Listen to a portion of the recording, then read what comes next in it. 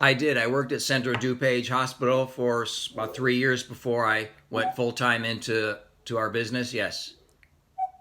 So my question is, what do you like the most about what you're doing now? And then what didn't you like at the hospital? Yeah, that's a great question, boy.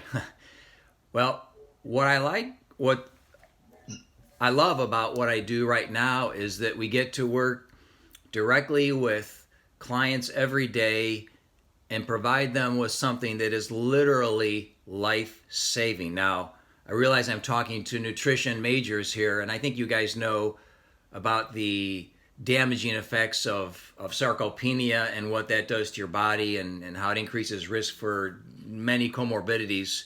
When we take someone through a strength workout, where our average client is in their 60s, they've never strength trained in their life, so they're weak, they're deconditioned, they've got multiple chronic diseases, they're losing function, and they're looking ahead to the next 20 years of their life saying, heaven's sakes, how do I avoid the train wreck that I saw my parents go through ahead of me here? So it's taking these people that have no idea how to maintain good functional muscular fitness and serving them and getting them through productive, safe, effective workouts that don't kill their body but get them to be healthier and more vibrant, and do it in a way that is reinforcing. Well, you realize that the average American looks at exercise with an absolute disdain for the word exercise. So to get adults who have never strength trained in their life and to get them to work hard and work hard consistently to get meaningful benefits is literally a miracle. It is literally a miracle. So we understand that if I'm training you, yes, I need to take you through a productive workout, but I also need to make it a reinforcing experience. So that's all about what we would describe as our 5-star customer service. You have to enjoy the process at some level and be treated with respect. So it's exciting to me to do that, to bring people in and to change the trajectory of their life for decades. We have clients who have been trained with us for over 20 years. So we get our hands on people, we work with them for a very long time and literally modify their future in an incredibly positive way. So it's very similar what would happen if I was coaching people on a nutrition standpoint long term. And I guess the flip side, which is the other side of your question, what did I not like about working in diet therapy back in the late 80s, was that it was limited access. I would go in and I'd have a person who just had a heart attack and I'd be giving them their diet therapy prescription, and I was probably going to never see them again for the rest of my life.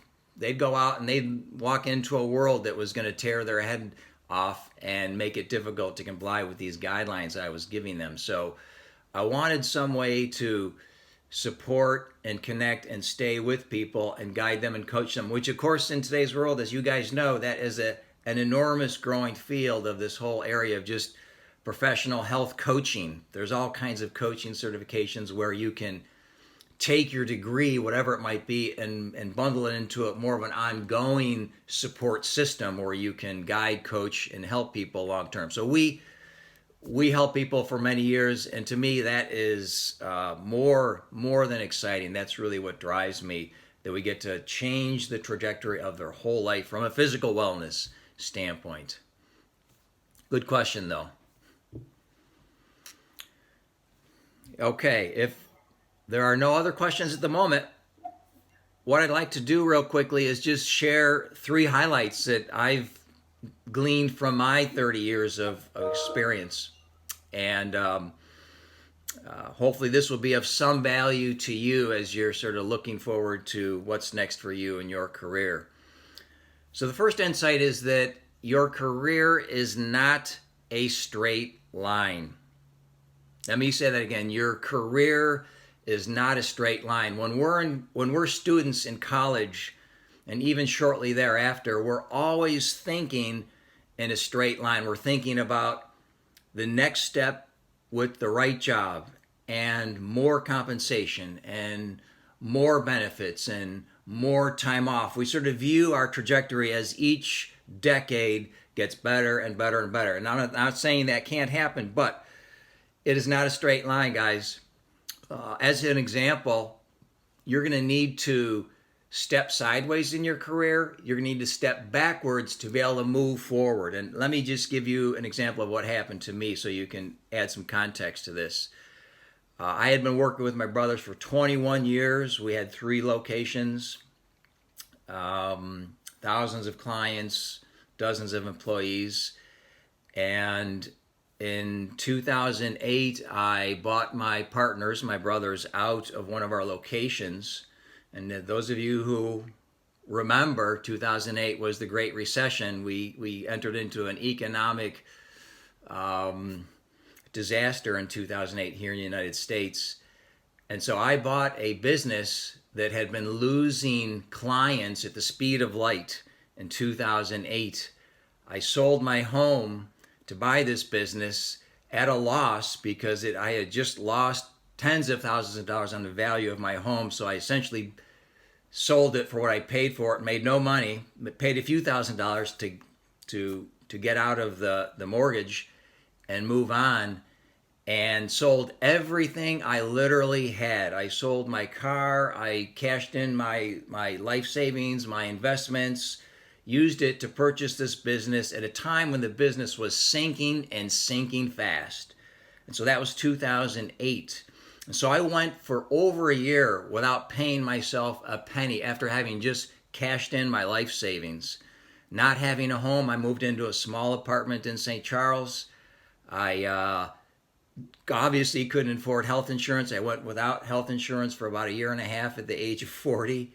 A little over 40, early 40s. And so I was living on credit cards and basically, 1 week away from just pulling the plug on everything. So I went from the conventional trajectory of more income, more savings, more investments, more benefits, more assets, bigger business, to basically a net worth of 0, actually negative net worth. So I had to work like a dog for several years before I could even pay myself at all. So I think arguably that's a gargantuan step backwards. If people were to look at what I was doing, they'd say, oh, you're going from making a lot of money to no money, but you're working 70 hours a week. You sold your home, you have no money, no savings, no investments, no nothing. You basically have the same net worth you had when you graduated college, and you got to run this business. So that was a step backwards, clearly, only because I had the vision that I could create something that would be valuable and useful in the future, and I could grow it, and in doing so, grow my own financial future at the same time. So we've grown every single year for 11 plus years. Every quarter we've grown. So that's, I think, a good example of how my career clearly was not a straight line. And I can give you other examples as well, but I just want you to be prepared that you might need to step laterally to give yourself a chance to move forward in the future. You might need to step backwards now to have a chance to move forward in the future. So don't get upset if you're not on the perfect sort of utopia trajectory of better every single year in all departments. That's really a myth. It's a fantasy. It really doesn't exist in today's world. So that's insight number 1. Number 2 is that everything you do counts. Again, we're always thinking about the right job, at the right compensation, and so on. And I'm going to tell you that no matter what job you do, if you're working, several key things are happening to you. Number 1, you have an enormous chance to develop relationships wherever it is you're working. That's important not only now, but that's important in the future, especially when you're going into business for yourself, or even if you're working for a large company. The relationships you build now are critical, instrumental to leveraging experiences into the future. So you have a great chance to build relationships, even if you're not in the quote-unquote perfect job. You have the opportunity to learn about yourself. I would have not known that I didn't like diet therapy if I didn't take a diet therapy job. So you may not know what really drives you right now. You have to take positions and uncover whether or not that's something that excites you or doesn't excite you. And so I didn't know. I thought, well, this is a step. I'm not too excited about it. It simply confirmed that I wasn't excited about it. So you get to learn about yourself no matter what job you're doing. Always a growing experience. And then you have a chance to actually gain knowledge and skills from that job, even if it's not directly related to what you're going to do in the future. I'm still using skills today, 30 years later, that I gained at HMR in the late 80s. I still use a ton of what I learned with that company today, 30 years later. So I just want you to know that don't consider the job by saying, well, is this the perfect job? There is a truckload of benefits to you to uncover what you like, to develop relationships, to learn about yourself that is very valuable as you move forward. So don't evaluate the position as, well, does this give me everything I want? It's going to give you a ton of stuff if you let it. So don't be too limiting in how you view work opportunities, especially early in your career. And the last insight, guys, is this whole issue of what's your cause. The first question I received was what did I not like, what did I like later in my career. You have to decide for yourself as professionals, as credentialed professionals, what is it that you are excited about, passionate about, and what is your purpose on a professional level. And so you can call that your mission, you can call it what is your cause, you can call it whatever it is you want to call it, but what is it that you're excited about that will drive you and give you the energy to do you need to live for the rest of your life here. I mean, think about it. The average adult in our lifetime will have worked nearly 100,000 hours. They will have worked 100,000 hours in their lifetime. That's hard to conceive in today's world where half of the workforce tells you that they hate what they're doing. That's a death march, guys. That is an absolute death march. You need to get into something that drives you, because to be good at anything, you have to work hard at it. You're not going to work hard at something that you absolutely hate. You'll never get good at it. So the only reason I've been able to succeed is I have this deep-rooted passion for helping people improve their muscular fitness. And really, medically speaking, it's about how to avoid and reverse sarcopenia. For me, if I'm at the supermarket and I see an older man or woman walking who's weak, relatively dysfunctional, having a difficult time walking, it's like a knife in my heart. It hurts me that much to think we could reverse all of that. That is 100% lifestyle related. We could turn that around, change their life forever for the better. So my purpose is all about making life better for our clients, and it drives me like there's no tomorrow. Everything we do is linked to that, making their lives better through what we offer, which is supervised strength training. So uncover what your purpose is. You may not know it today. I didn't know mine when I was at college at NIU. I didn't. I knew I liked nutrition, I liked health sciences, I liked lifestyle stuff, but I wasn't really super clear on it. Keep asking questions, learning, working, and only through doing those things will you sort of discover what is your purpose, what is it that drives you, what is your mission professionally as a credentialed nutrition professional. So it's not a straight line. Don't worry if it's not a straight line. It won't be a straight line. It doesn't need to be a straight line to be successful. Everything you do counts, guys. Every job counts for multiple reasons. And number one, what is your purpose? What will get you to do the work you need to do to be good at your doing and to enjoy in many ways the work that you actually do. So those are my insights over 30 plus years. Again, I'm grateful to have had the time with you this morning. Anything else that I can help anyone with or answer this morning?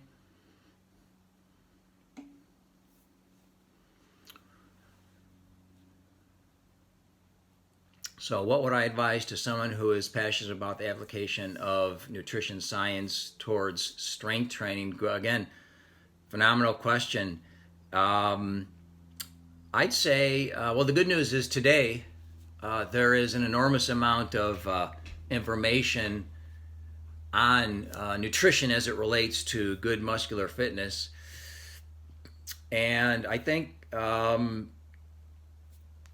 look at all the professional resources. You're basically looking at the literature in the sports nutrition arena.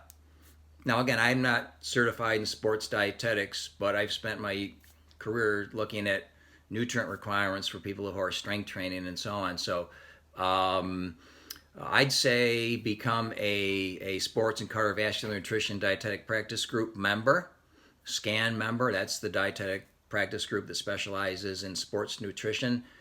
They'll publish research on both sports nutrition. Of course, a hot topic for decades here has been protein requirements. It still is. And a lot of the stuff that they're doing is directed towards just aging adults over the age of 50 as well. So we look at a lot of their literature and use that in recommendations for our clients. I would also join the American College of Sports Medicine, become a professional member.